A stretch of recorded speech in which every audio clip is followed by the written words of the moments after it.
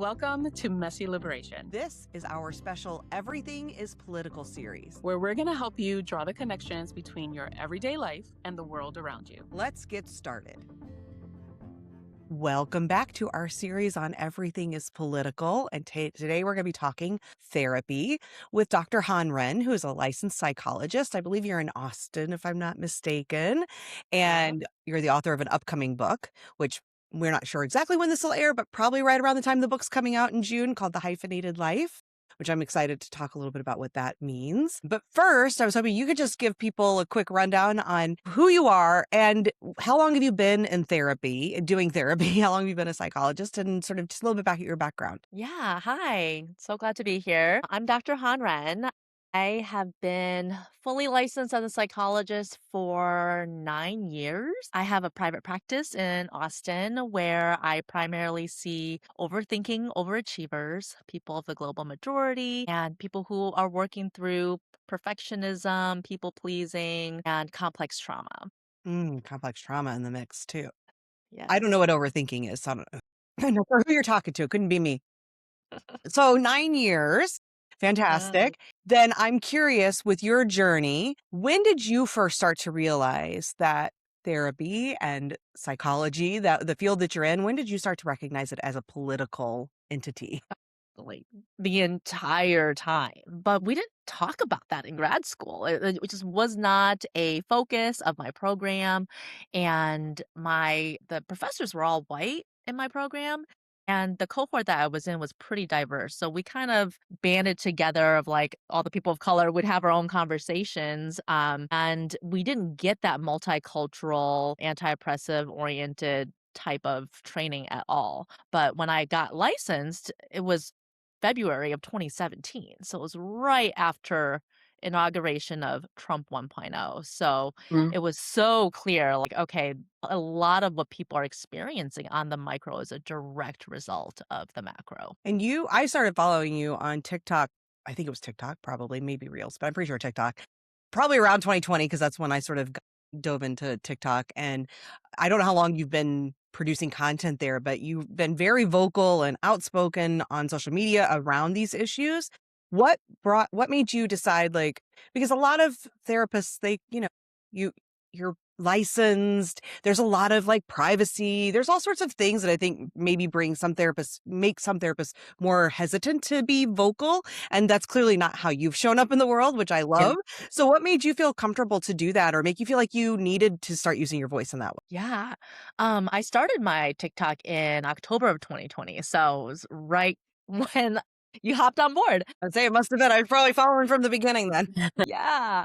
And, it was because I was seeing all this therapy content, and it didn't matter who was making it, what their identities were. It was all pretty generic at the time. Therapy talk was a brand new thing, and like mental health was definitely in the discourse, but everyone was anxious and depressed, and everyone was in quarantine and lockdown.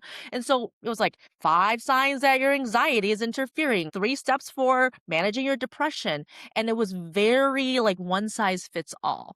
And so I was like, I could do better. I could make it more, targeted for the things that people weren't talking about. So I specifically started my platform to talk about mental health for people of the global majority and immigrants and people with intersectional marginalized identities. And at that time, it just felt like fake life, because we were all quarantined, right? I didn't see anybody. Like it was just me and my phone in my backyard.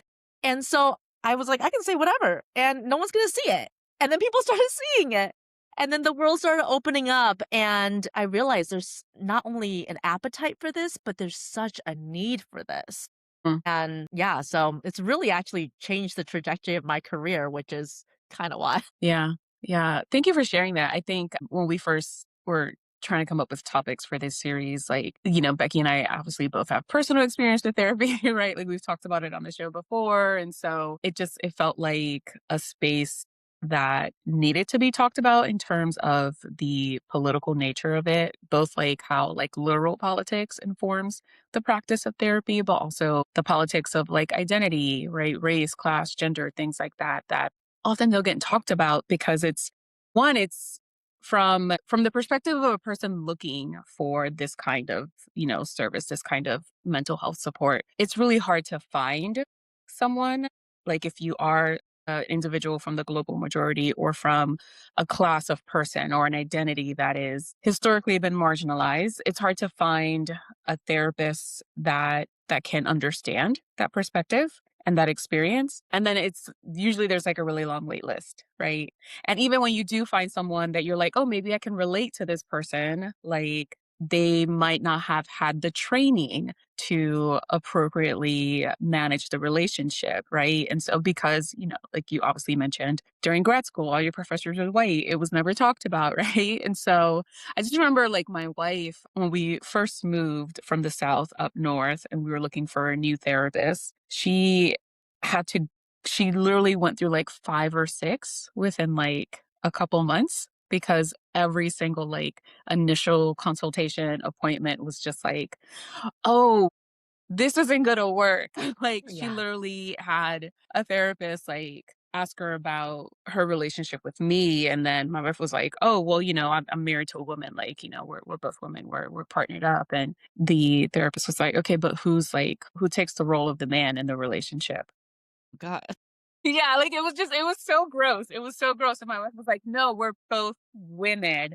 And she's Yeah. like, "No, I get that, but, like, who takes the role of a man?" Right, and this was a therapist who was not white, like, in a very urban area, and so you would assume that there would be, like, some kind of Awareness. understanding or awareness of non-heteronormative relationships, but that wasn't the case, and so all that to say, just, like, obviously from you as a therapist working with clients, right? Like you have that understanding and you bring that to your work. But then like how do you navigate, like how do you have those conversations with other therapists, right? Who may or may not have the same understanding or awareness. And like how do you navigate those kinds of politics? Like if you're at a Mm, conference or if yeah. you're, networking with other therapists or whatever it is that therapists do, right? When they're in the same space together. Like how does that play out? Yeah. I mean, I make it weird.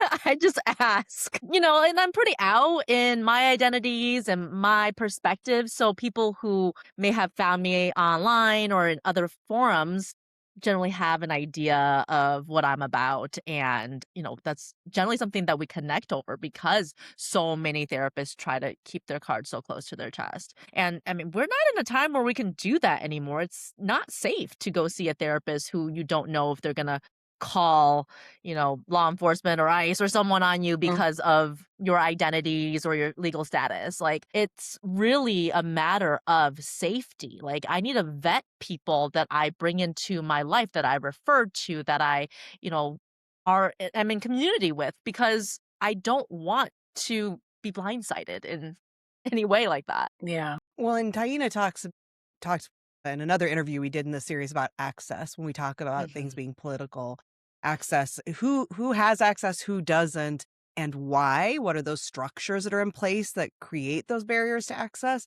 And so I'm curious about your perspective on that. I mean, already Taita's has said it's hard to find a therapist just in general, right? And then the more specialized your need, the more identities you hold, the more challenging it becomes. Then you add that extra layer of money, which is a Mhm. very big part of this conversation Yes. because this Yes. country doesn't value mental health care.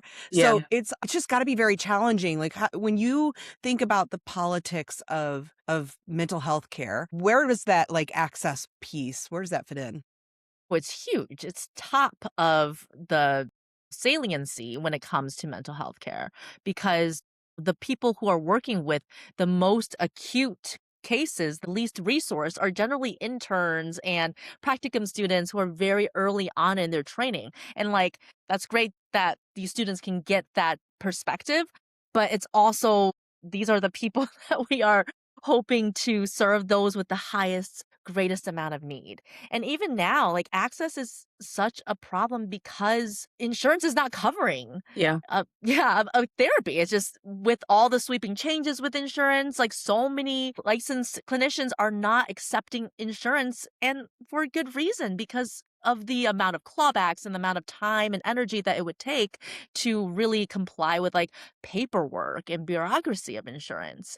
Um, so access is a barrier at every single level, and it's so frustrating because we see it on the individual level, but it's such a systemic problem. In a fantasy world, what would you like to see change? Is anyone in the world doing a model of mental health care that addresses these kinds of issues in a way that feels more aligned with how you show up in the world? Sure, because like, I have two thoughts on this. Like, I have a friend who's from Argentina and like therapy is very normalized there and it's, covered and everyone goes. And like, I think that is phenomenal that it's just sort of baked into like their social like understanding of things work.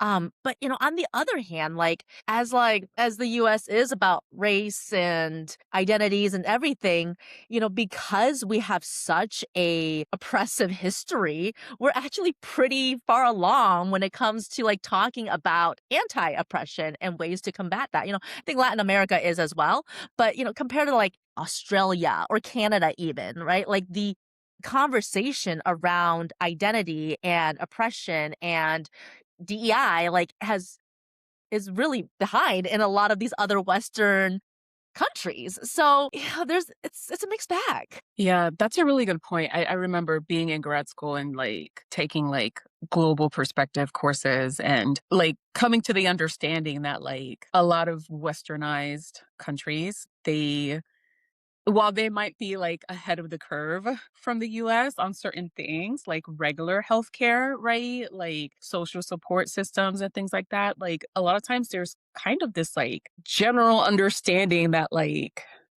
race doesn't exist. There's a Right? color blindness, There's right? such a Yeah. color blindness. Like it's like, oh, that's a US problem. That's an American problem. That's not an issue that we have over here.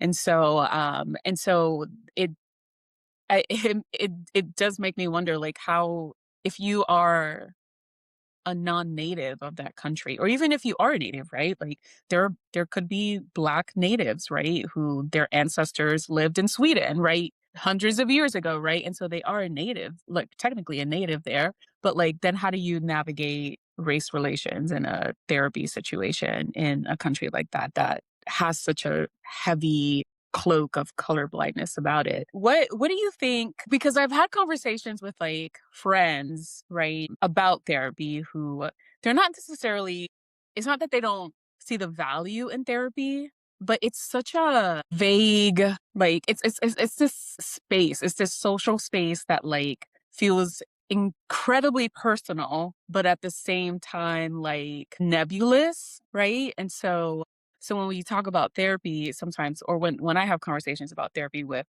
people, with friends or acquaintances who have never sat down with a therapist, like there's always this like hesitation or this like tentativeness about like, well, what if there are certain things I don't want to talk about? Or like like there's just like this fear almost of getting into that space. And I don't know if it's like the fear of vulnerability or if it's a combination of things, but I think for people who do come from historically marginalized populations, like it's an incredibly necessary social support, but culturally, like So it's stigmatized. So so stigmatized. Yeah. stigmatized. Like I remember for years, I didn't even tell my family I was seeing a therapist or in therapy because they would Yeah, that's white automatically people thing. Yeah. yeah, yeah. Like the first of all, that's a white people thing. But also like, are you telling them our secrets, right? Like there's Mhm. like all these like implications that come up when you tell people that you're going to therapy based on like cultural biases and cultural understandings of privacy and keeping the personal. And so how do you navigate that when you're sitting down with a potential, client who is trying to like get the support that they need, but has all these like things, right? That these obstacles that are just kind of in the way. Sure, yeah. I mean, the relationship is the crucial, consistent component of all therapeutic gains. I mean, there's certainly like theory and interventions, and those help, but everything is contingent on a strong therapeutic relationship. So I meet all my clients from a human level first and foremost. I'm like, do we vibe? Do we have like good energy? Like, do you feel safe? Do you feel comfortable sharing? And then I pace based on whatever they bring to me. I'm not one that will like, insist that we have an agenda or like follow a manual. Like I really want to meet people where they are and adapt based on what they bring to me. And I think over time, it's also sharing like what therapy is and what therapy isn't, because we Mm. have so much like misconceptions around like, oh my gosh, if I tell them I'm suicidal, they're going to get me committed. Like, I don't want that. Yes, we do have like limits to confidentiality and we are mandated reporters and all of that. But, for the most part, I'm not trying to do anything that will be against the free will and agency of my clients. I'm not trying to medically traumatize them. Mhm. So, I really talk about like, okay, I practice from this like anti-carceral perspective, and that includes, from the medical perspective. So, whatever you share, we are going to work together to figure out the best path forward. Okay, I have to report something. This we know this. How should we handle this together? Do you want to know what goes into the report? Do you want me to share with you afterwards? Okay, you're feeling suicidal. Like, can we come up with some safety plans and we'll do a risk assessment? But like my next step is not, okay, I'm gonna call 911 on you. Yeah. So I think being able to appease some of those fears through some education and just really through like, hey, we're just two humans, like walking each other home. So this is a container, this is your space, and I'm not trying to like bait and switch you, Yeah. has been really helpful. Yeah. Well, no two people can have the exact same lived experience, right? We know that. And I was just looking really quickly to see, and the stat I saw was somewhere between 73 and 86% of therapists, psychologists, counselors are white. So while I don't, if you're a person of the global majority, and I don't even know where that falls with LGBTQ, like I didn't look that up either, but I'm sure that that's also skewed more towards, straight folks, the typical majority oppressor identities in our country. Anyway, if you are somebody, though, who has a marginalized identity, you may not be able to find somebody who has that same identity. Again, two people aren't going to have the exact same lived experience, but there is a lot to be said for being able to speak freely in a space with somebody where there are shortcuts to understanding and also just understanding of Yeah. experiences. So I'm curious for people who are listening who are like, well, I'm not a therapist, I'm not a counselor, this stuff doesn't apply to me, but if you're interested in getting therapy, you're interested in finding a counselor, it does apply to you in that. How do you begin to navigate that when, again, as you mentioned, Tina, like there's a lack of people that are going to have your same lived experience that you can even access. So if you're trying to navigate like, okay, here's the 6 white counselors that my therapist or my insurance covers, like what kinds of questions should I be asking? How do I sort of gauge, is this somebody where I'm going to feel there can be some amount of safety? Because you can have all the degrees, but as you mentioned, that doesn't necessarily mean you're getting education on some of these kinds of key issues about how their trauma, how just the experience of existing inside of our systems affects their daily life, et cetera. So, like, what do you advise people when they're thinking about trying to find a therapist?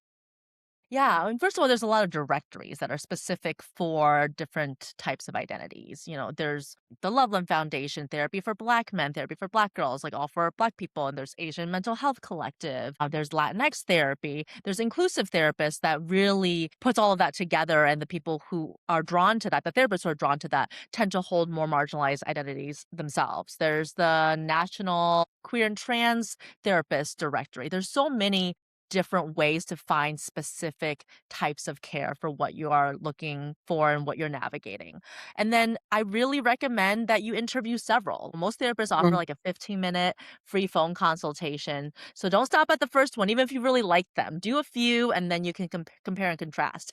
And one of the questions I always encourage people to ask is, how do you think systemic oppression interacts with mental health? And how do you address or include this in your therapy interventions? So just straight up, like, are you going to see things from a systemic level? Are you going to approach my pain as more than just an individual, you problem? Can we hear how you answer that question? Just so people can hear what it might Yeah. sound like. I mean, it's like, how much time you got, I think, yeah, I generally share like, I think systemic oppression interacts with personal problems at every single level. Like, we don't exist in a vacuum. So who we are, how we show up in the world, and the issues we are facing are they're all constructed by the lived experiences that we have collected, which is absolutely colored by immigration status, gender, class, race, access, environment. All of these factors have taught you how to survive in this world. And another element of how I practice is I'm not very pathologizing. I'm not like, oh, let me diagnose you with blah blah blah. Like, unless I have to, right? For if it's an assessment or insurance purposes. But for the most part, I ask people like, this thing that you're struggling with or the thing that's causing you pain, where did you learn that? And how was it helpful for you given your specific set of circumstances that you were navigating? And now, how is it still helpful in some ways and how is it harmful in other ways? And how can we update your survival skills? Yeah. I love that answer, and I think that's a really good question. So, um, I think how a professional responds to that question is very insightful, not just the words that they use, but, like, their, like, immediate reaction. Like, if I asked that to a Mhm. therapist and if they were, like, taken aback, or if they floundered, or if they had, like, trouble just even sounding out that language, then I'm like, Yes. "Okay, then you're not used to talking about this." So Right. that tells me a lot about where your Yeah. perspective is and what your understanding is. Or if they're trying to answer by using like the different categories of clients they've worked with as like examples or people to vouch for them. Well, I've worked with this gay couple and I worked with this black man. Like, your clients don't consent to being your gold stars, right? Like, Yeah, that shows like such a lack of understanding. Like, it's not actually about who you have served. You may have served these people, but did you do a good job? Like, yeah, how do I know yeah. that you know how to do that? Yeah, it's like when people say, "Well, I have a black friend, so I'm allowed to say Right. this." It's like, no, no, it doesn't work that way. It doesn't work No. that way. I wanted to go back to something you said earlier about, like, you were talking about how, as a therapist, you are a mandated reporter, Yes. but you are super deliberate about, like, trying not to, like, pathologize people or, like, Mhm. medicalize things that don't necessarily need to be Mhm. medicalized, right? Like, you're not quick to call 911. And I know that that's a really scary issue for a lot of people, especially for communities that are heavily policed, Mhm. right? And so this idea of using, like, more of a, like, transformative justice, harm Mhm. reductionist lens Yeah. in community spaces has become really part of, historically always been part of the conversation, but I think even more so these days with all the ICE raids and everything that's going on. And Totally. how do you, but I guess outside of, not having that trigger finger, right, to call 911, or have someone put on, like, institutionalized for 72 hours, right? Because they're not necessarily trying to take their life, but they sometimes you just are like, what is the purpose of life, right? Yeah. And so there's a difference between those two mindsets. But, like, outside of, like, that, like, what other, like, harm reductionist or transformative justice principles do you feel like really work well in the therapy space? Mhm. Yeah, I mean, I think especially these days with the rates of existential dread and oppression, depression, like, everyone has moments of like, "Oh, yeah, is this even worth it? Do I wanna keep being alive?" And, like, people like, therapists are not actually explicitly trained in discerning the different types of suicidality, and so that's so important, just, like, making sure that Mm, your therapist has a good understanding of how to manage that. And then like accessing community resources. I really love the idea of like mad mapping developed by like the Fireweed Collective. Like, what are the people in your community who can help you with what types of services and resources, and how do you stay connected to these people before you're in a place of crisis? Safety planning can go a really long way when people are generally stable and well. You don't want to wait until you are in that place where you're not thinking because you are in such acute crisis to be able to start talking about these topics. that's a good point. Thank you. There's a lot of gatekeeping in your industry, and some of it is with good reason, right? Like, we don't want people calling themselves a therapist who have no clue what they're doing and causing harm. And also, sometimes that causes issues too, because, who's deciding what the curriculum is that you're learning and what you are required and not required to do and all of those sorts of things. And is that honoring of different communities? And I'm just thinking of that because you mentioned like therapists aren't necessarily trained specifically around different suicide ideation and what that looks like. And you talked about your college experience. So, how did I'm sure lived experience goes a long way for you as well, right? Being somebody of the global majority and how that has affected how you show up in the world and your understanding. But how did you begin to educate yourself in the ways that your program may have fallen short and a lot of programs do? And like, what does your continuing education look like for yourself? Yeah. Well, I mean, as soon as I opened my practice, like I knew I wanted to work with Asian Americans. I didn't like get any experience with that population in my training. And then I wanted to work with children of immigrants especially, and like learning, okay, this is really there's an intersection between their anxiety and fears and this like new administration that we're under. And then it was around that time or shortly after that I started doing more like community organizing work around like anti-racism and critical race theory. I was the administrator of a local Facebook group for therapists that had a lot of discourse in that time. Like it was like 2018-ish. So it was like pre George Floyd, but like, some racial reckoning. And then that was when I was like, got really like in the trenches with all the books, like Freire, Fanon, like all the liberation psychology resources, and just doing that work in community with other people who were interested in dismantling their internalized white supremacy and their internalized racial oppression and inferiority. Like, really being able to have these difficult conversations with people in real time was so key to my learning, and having mentors in that space. And then after 2020, when it really took off, that's when you kind of saw the fuckery, right? The capitalization on this moment. And that's when I felt more of a responsibility to like, okay, how do I translate this to educating other therapists and to cultivating community of thought leaders so we can continue having these conversations in our smaller groups. And so like, now I do a lot of workshops on liberation psychology and anti-racist, anti-oppressive clinical skills. Is that where the TikTok started then? Was that part of that? Like, I want to talk about it publicly. Kind of. I mean, the TikTok really was just a pandemic boredom buster. I had no idea what it would do. Like, honestly, I started it because my daughter, who was like 8 at the time, like her and her dad would watch like TikToks at night and they were like puppy videos. And every once in a while, it's like some talking head. And I'm like, I could do that. I could do that. And she's like, okay, yeah, well, let's see it.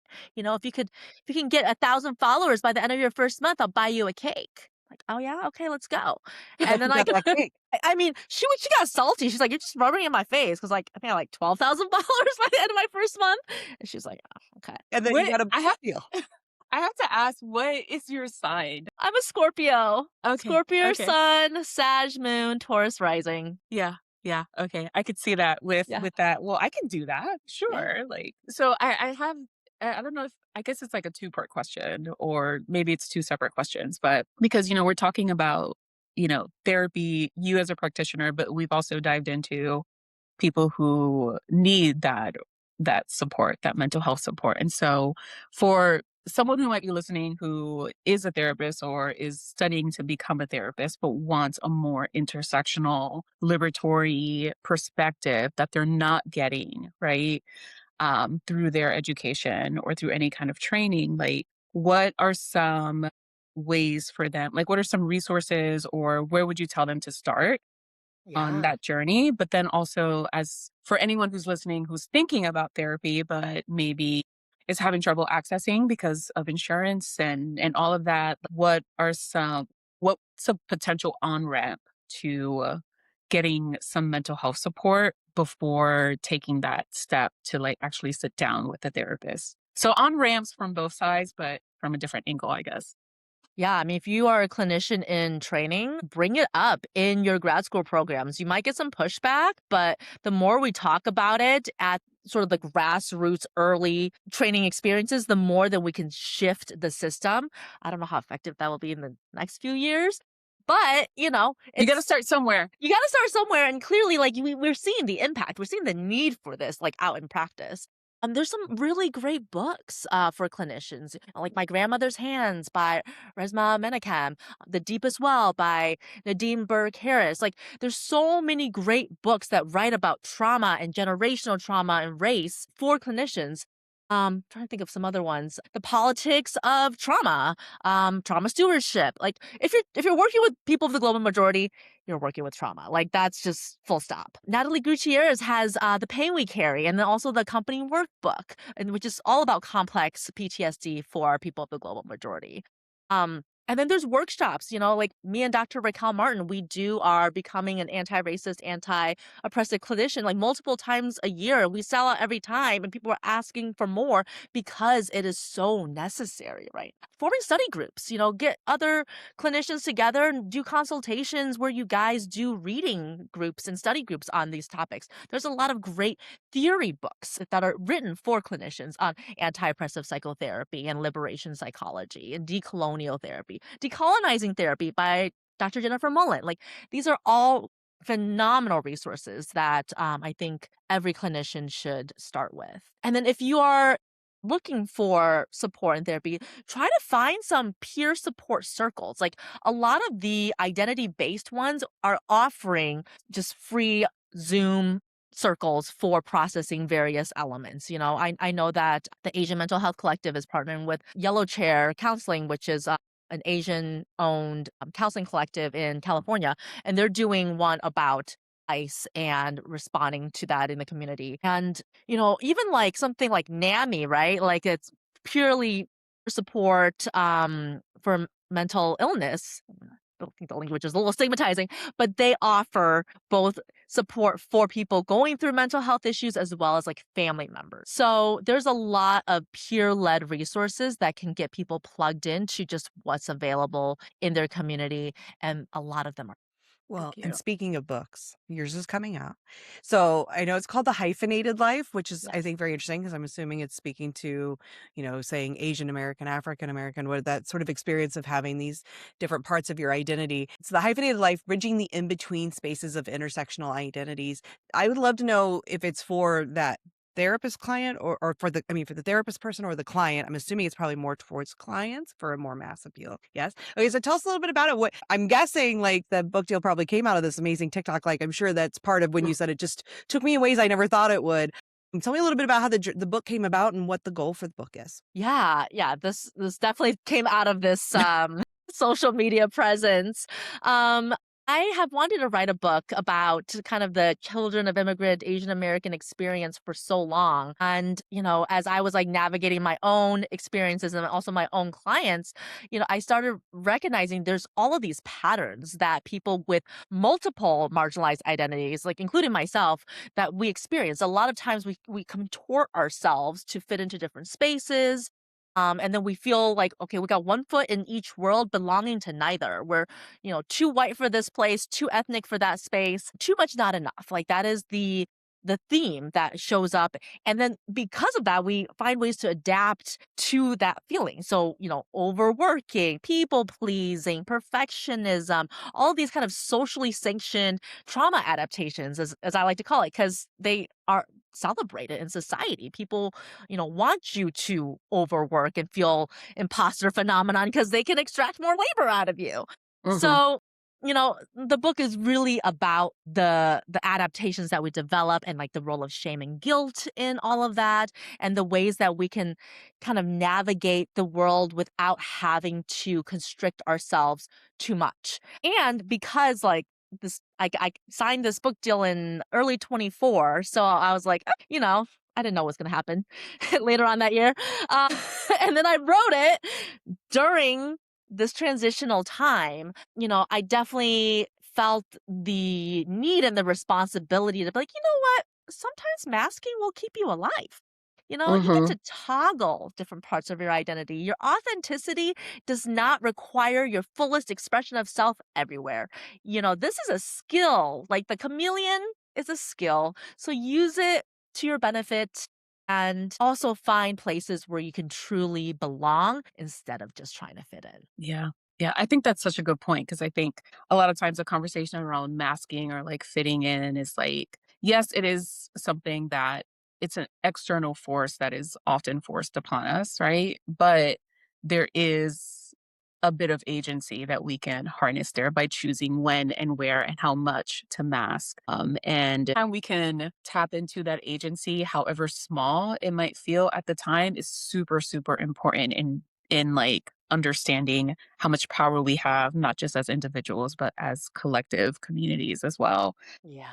Like I was looking over the blurb on your book, Yeah. on Amazon of all places, because that's obviously the first website that pops up when you search for it. Accessible. So, but it made me think of Gloria Anzaldúa's Borderlands. Have you read it? I haven't read it. I've heard of it, but I haven't read it Okay. yet. Yeah. Yeah. I'm excited for your book to come out because I think reading those two books in conversation with each other will be like just a really special moment to just kind of, because, that book talks a lot about like being in that in between space, right? With not fully belonging to one space or another from somewhat of a different perspective. And so I think it'll be Yeah. interesting to see how those two, how your book and her book talk to each other. For anyone like listening or watching, whether they're a therapist or not, what is the one thing you want people to leave this conversation still thinking about? Therapy is for everyone. No, no, no. Let me reframe that. Let me reframe that. Healing is for everyone. Therapy does not have a monopoly on healing. It is one targeted way to heal, but there are plenty of other ways to heal. And all healing is going to require self love. You have to believe that you're deserving of healing in order to access it. It requires community because you have to generalize these skills. You can't just be you and your therapist and you're doing it great there, but not practicing anywhere else. And it requires grief because you have to grieve all the things that you didn't get to access, the parents you didn't get to have, the opportunities that are taken from you in the future, right? The ambiguous grief that colors so much of our day to day. And it takes doing the reps. It's not just a one and done thing. It's not, oh, I have my little healing era and now I'm totally healed. You're going to be healing for the rest of your life. And the more we can lean into doing the reps, the more grace we can even give ourselves. Like, I fucked that one up, but guess what? I'll get another chance. Yeah. Yeah. Yeah. Yeah. One of the things that and I know we're gonna wrap up, but I wanna ask one other thing, sorry, because as you're describing your book, you're speaking to something that we haven't really talked about, but I think is part of this idea of therapy and of mental health being, political, which is the way that we have pathologized certain things and use those sort of as weapons against certain communities. Like when you're talking about imposter phenomenon, that's one that really comes up for me as a woman, but I know that there are far more probably that affect other folks with other marginalized identities. But the way we take trauma responses, right? These very Mhm. real, often needed responses to keep us safe, Yes. and then suddenly make these into things that are wrong, bad, an Syndromes. illness, right? That and so I feel like that fits into some of this idea of the mental health space being political. So, and I know that's a lot of what your content online is about. So I just wonder if you could speak to that a little bit before we wrap up. Yeah, I mean, every community has something that like people villainize them for, or like not even like Asian Americans are known for the being the model minority myth, right? Like it's not even villainizing, but it's harmful. So you can think about like the war on drugs and which communities that impacts, or the attack on trans people and what they say about trans people. That like recent news is showing that there's not the trans people who are doing those things. It's, we have all of these stigmas that we are just fighting to break, like, out in the world, but we're also fighting to break them internally too. Like, we internalize all of these injected messages, and they are shackles. So much of our healing is to, like, loosen that up so we can give ourselves the permission to try something different, express ourselves more fully, find the people who would really revel and celebrate that instead of, trying to contort yourself into a box that's not made for you. Yeah. Yeah. I feel that way when people talk about resiliency.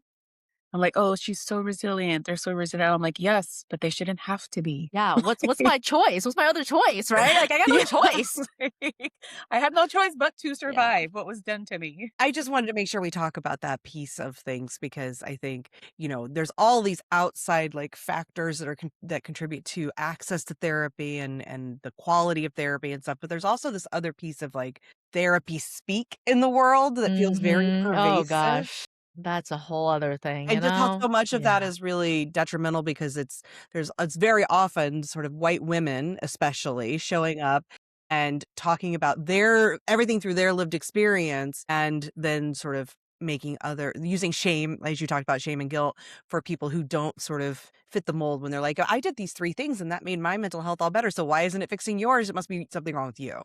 exactly. And that's the lazy way out. That's the easy way out, you know? It's like, "Oh, okay, well, we don't have to change the system. We don't have to, like, be curious. Like, just, put the issue on the individual, then you don't have to think about it anymore." How Exactly. Yeah. convenient. Yeah, how nice, right? It protects Mhm. protects power. Well, Mhm. yeah. Thank you so much, Dr. Hanren. This was amazing and you're fantastic. And I really appreciate your time. And I'm sure Taina does as well.